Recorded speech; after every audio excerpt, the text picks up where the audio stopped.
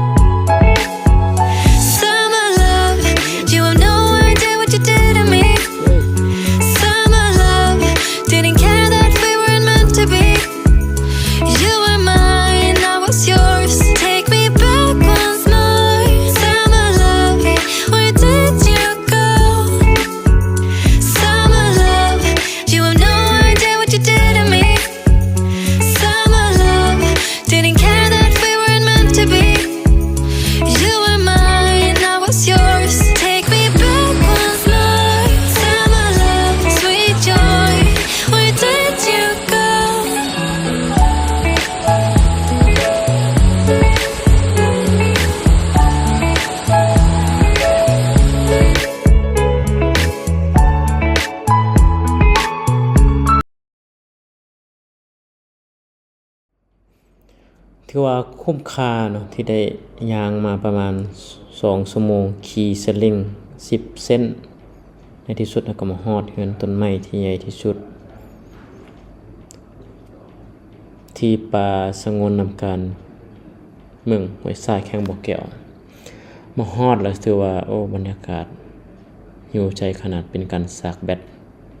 สากพลังงานที่ดีที่สุดสิ่งที่ได้พบเมื่อเรามาอยู่ถึงเฮือนต้นไม้นี่ก็คือ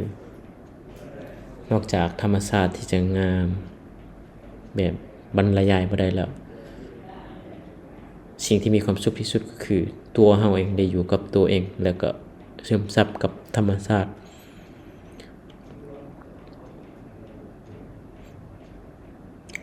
เพราะว่าจะเป็นสายลมอ่อนๆเสียงนกเสียงแมงไม้ห้องก็มันเงียบสงบแบบเฮามีความสุขกับตัวเองได้บ่จำเป็น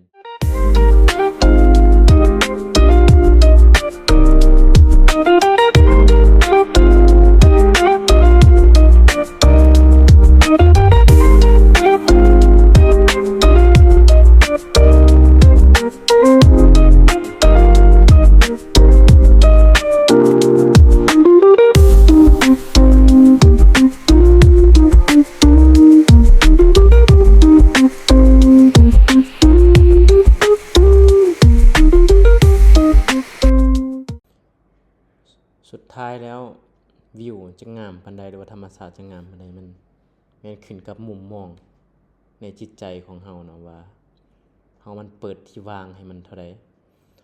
ถ้าเฮาอยู่จุดชมวิวที่งามที่สุดถ้าใจเฮาบ่เปิดบ่รับมันก็บ่มีความหมายบ่งามไปเลยแต่เจ้าส้มใบไม้ใบหนึ่งอยู่ทางหน้าเฮือนเจ้าถ้าใจมันวางมันสงบมันก็งามที่สุดได้